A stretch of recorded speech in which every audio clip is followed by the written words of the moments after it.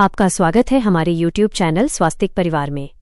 यहाँ हम लेकर आते हैं हिंदू धर्म से जुड़ी जानकारियाँ, व्रत त्योहारों की कथाएं और पूजा पाठ की विधियाँ। तो भक्तों, आज के इस वीडियो में हम सुनेंगे सत्यनारायण भगवान की कथा। तो चलिए शुरू करते हैं भक्तों। प्रेम से बोलिए श्री सत्यनारायण भगवान की जय। पूर्णिमा के दिन श्री सत्यनारायण भगवान की कथा पढ़ी अथवा सुनी जाती है। तो आइए आज हम आपको सुनाते हैं श्री सत्यनारायण भगवान की संपूर्ण व्रत कथा और आरती। एक समय की बात है, नैमिसारण्य तीर्थ में शौनक आदि 88,000 ऋषियों ने श्री सूत जी से पूछा, हे प्रभु, इस कलयुग में वेद विद्या रहित मनुष्यों को प्रभु भक्ति किस प्रकार मिल सकती है तथा उनका उद्धार कैसे होगा? हे श्रेष्ठ मुनि, कोई ऐसा तप बताइए जिससे थोड़े समय में भी पुण्य मिले और मनोवांछित फल भी मिल जाए। इस प्रकार की कथा सुनने की हम इच्छा रखते हैं। सर्वशास्त्रों के ज्ञाता सूत जी बोले, हे वैष्णवों में पूज्य, आप सभी ने प्राणियों के हित की बात पूछी है, इसीलिए मैं एक ऐसे श्रेष्ठ व्रत को आप लोगों को बताऊंगा जिसे नारद जी ने लक्ष्मी नारायण से पूछा था और लक्ष्मीपति ने मुनि श्रेष्ठ नारद जी से कहा था। आप सब इसे ध्यान से सुनिए। एक समय की बात है, योगीराज नारद जी दूसरों के हित की इच्छा के लिए अनेकों लोकों में घूमते हुए मृत्युलोक में आ पहुंचे। यहाँ उन्होंने अनेक योनियों में जन्मे प्रायः सभी मनुष्यों को अपने कर्मों द्वारा अनेकों दुखों से पीड़ित देखा। उनका दुख देखकर नारद जी सोचने लगे कि कैसा यत्न किया जाए जिसके करने से निश्चित रूप से मानव के दुखों का अंत हो जाए। इसी विचार पर मनन करते हुए वह विष्णु लोक में गए। वहां वो देवों के ईश भगवान नारायण की स्तुति करने लगे, जिनके हाथों में शंख, चक्र, गदा और पद्म थे, गले में वरमाला पहने हुए थे। स्तुति करते हुए नारद जी बोले, हे भगवान, आप अत्यंत शक्ति से संपन्न हैं। मन तथा वाणी भी आपको नहीं पा सकती। आपका आदि, मध्य तथा अंत नहीं है।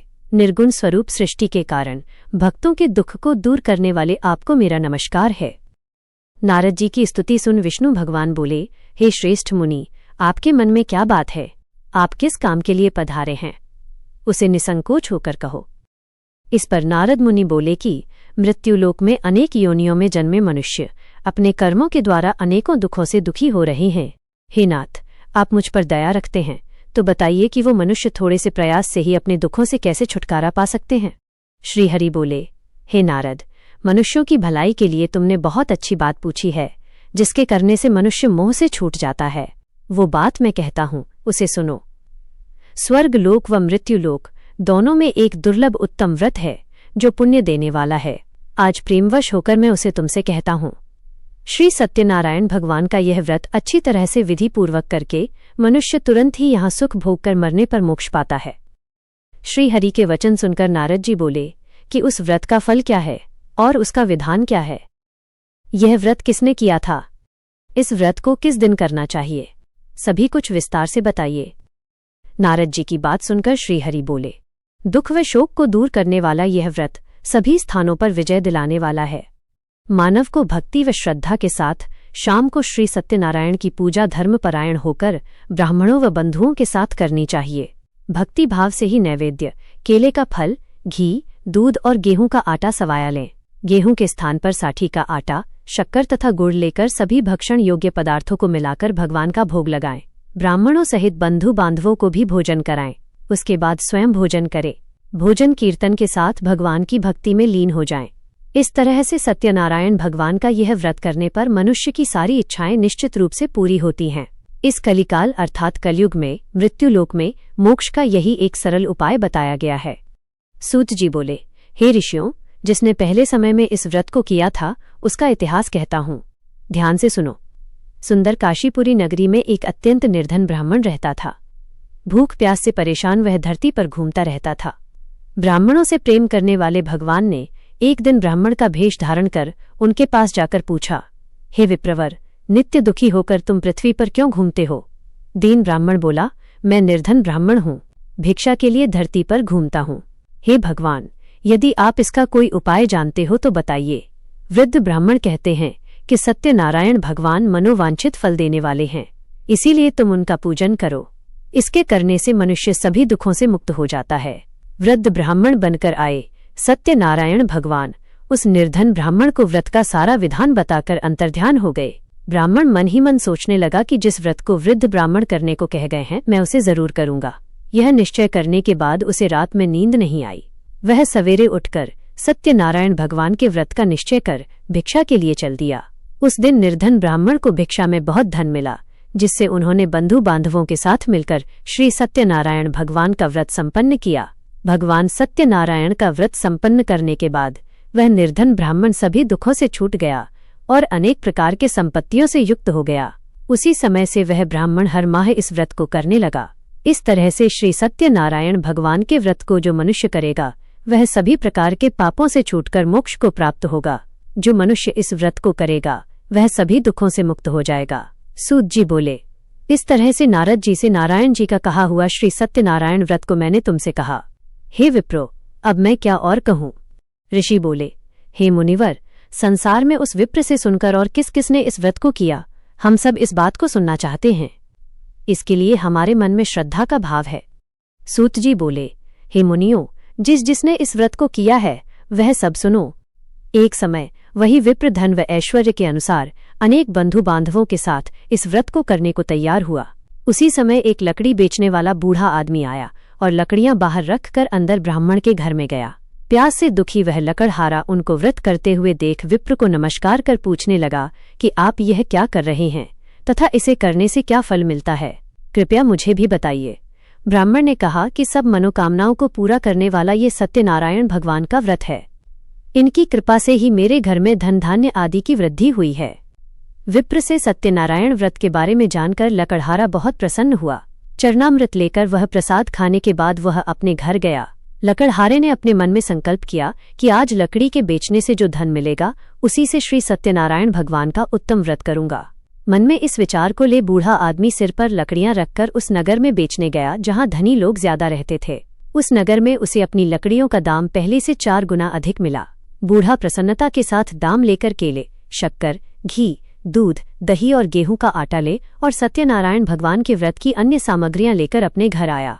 वहां उसने अपने बंधु बांधवों को बुलाकर विधि विधान से सत्यनारायण भगवान का पूजन व्रत किया। इस व्रत के प्रभाव से वह बूढ़ा लकड़हारा धन, पुत्र आदि से युक्त होकर संसार के समस्त सुख भोग अंतकाल में बैकुंठ धाम चला गया। सूत जी बोले, हे श्रेष्ठ मुनियों, अब आगे की कथा कहता हूँ। पहले समय में उल्कामुख नाम का एक बुद्धिमान राजा था। वह सत्यवक्ता और जितेंद्रिय था। प्रतिदिन देवस्थानों पर जाता और निर्धनों को धन देकर उनके कष्ट दूर करता था। उसकी पत्नी कमल के समान मुख वाली तथा सती साध्वी थी। भद्रशिला नदी के तट पर उन दोनों ने श्री सत्यनारायण भगवान का व्रत किया।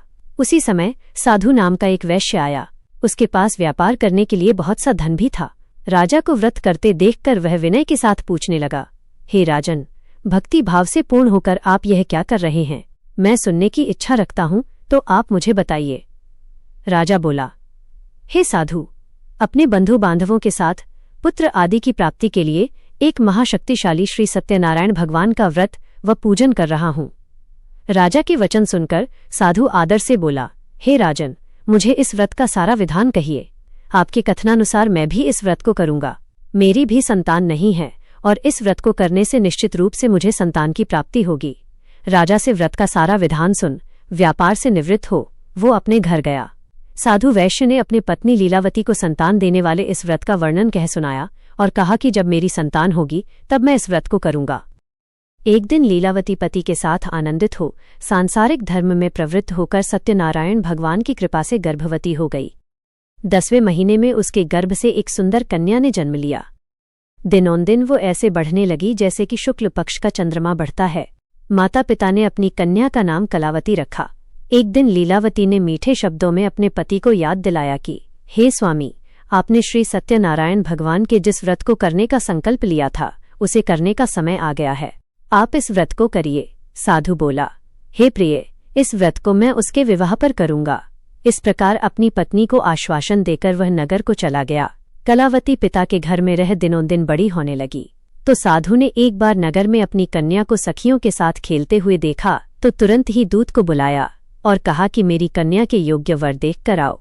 साधु की बात सुनकर दूत कंचन नगर में पहुंचा और वहां पहुंचकर लड़की के सुयोग्य वारणिक पुत्र को ले आया।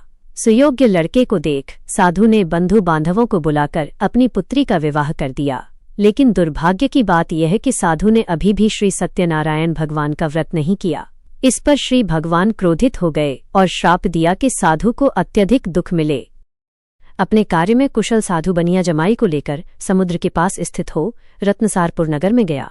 वहां जाकर दामाद ससुर दोनों मिलकर चंद्रकेतु राजा के नगर में व्यापार करने लगे।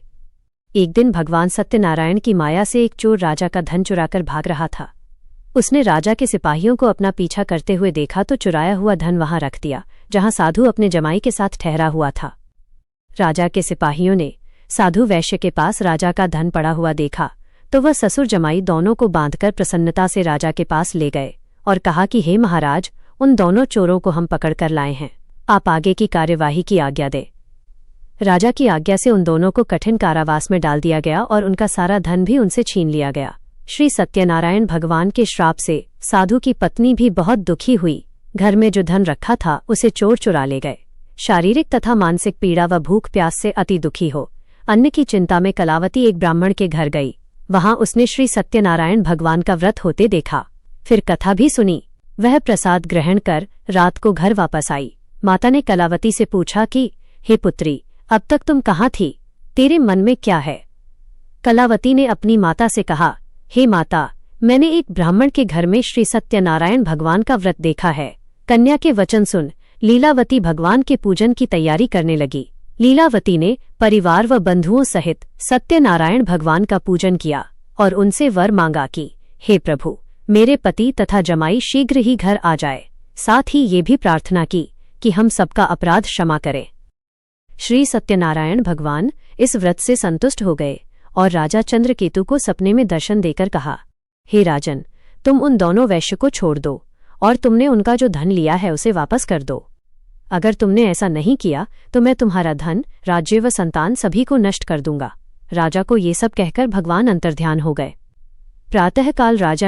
प्रातःकाल सभा में राजा ने अपना सपना सुनाया। फिर बोले कि वारणिक पुत्रों को कैद से मुक्त कर सभा में लाओ। दोनों ने आते ही राजा को प्रणाम किया।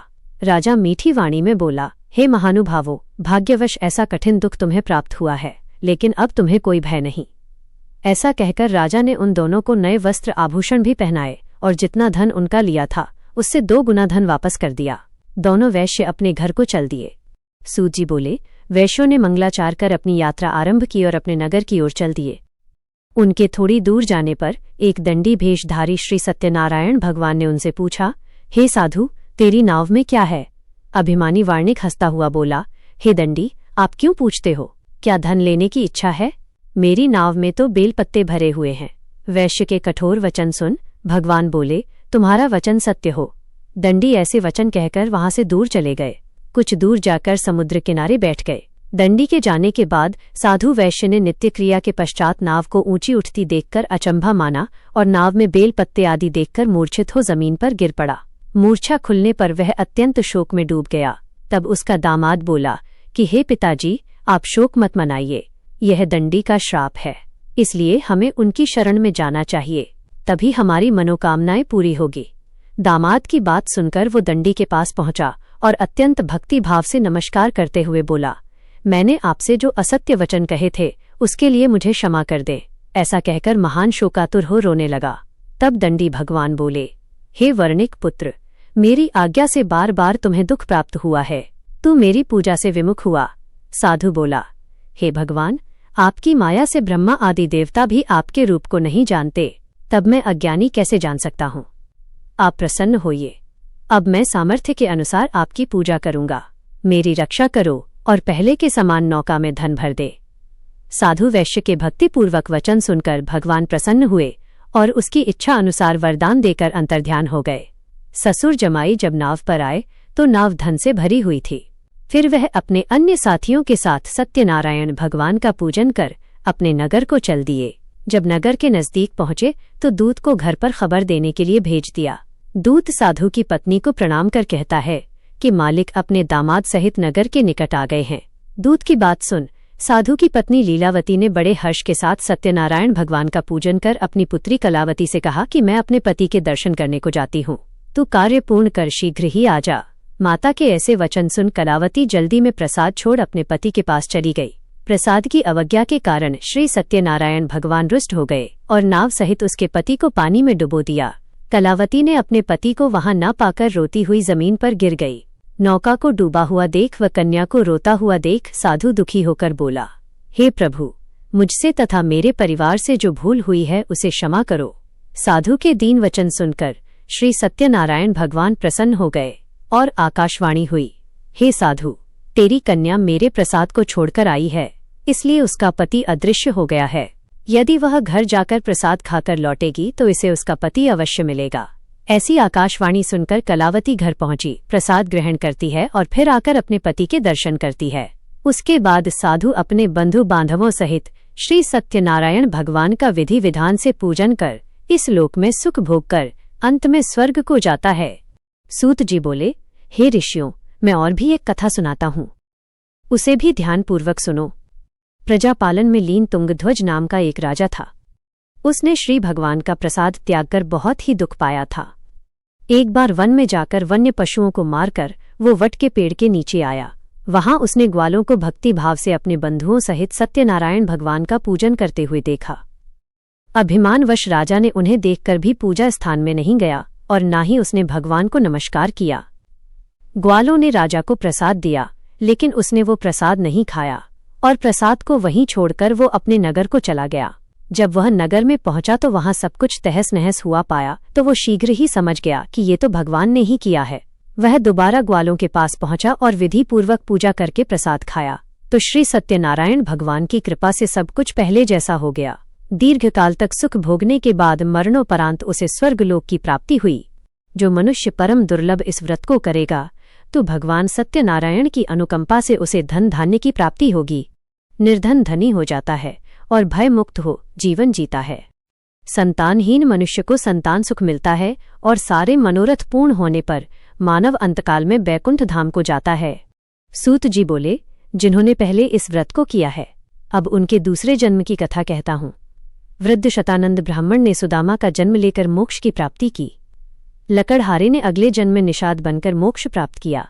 उल्कामुख नाम का राजा दशरथ होकर बैकुंठ गए। साधु नाम के वैश्य ने मोरध्वज बनकर अपने पुत्र को आरे से चीरकर मोक्ष पाया। महाराज तुंगध्वज ने स्वयंभू होकर भगवान में भक्ति युक्त हो कर्म कर मोक्ष पाया।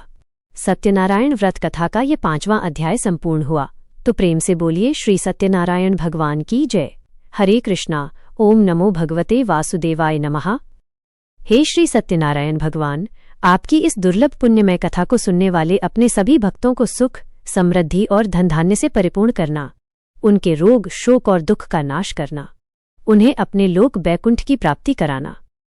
हमें उम्मीद है कि आपको हमारा ये वीडियो पसंद आया होगा और इससे आपको हिंदू धर्म, व्रत, त्योहारों और पूजा पाठ से जुड़ी नई व उपयोगी जानकारी मिली होगी। अगर आपको हमारा वीडियो अच्छा लगा हो तो लाइक, शेयर और सब्सक्राइब जरूर करें और घंटी का बटन दबाएं ताकि हमारे आने वाले हर नए धार्मिक वीडियो की सूचना आपको सबसे पहले मिले।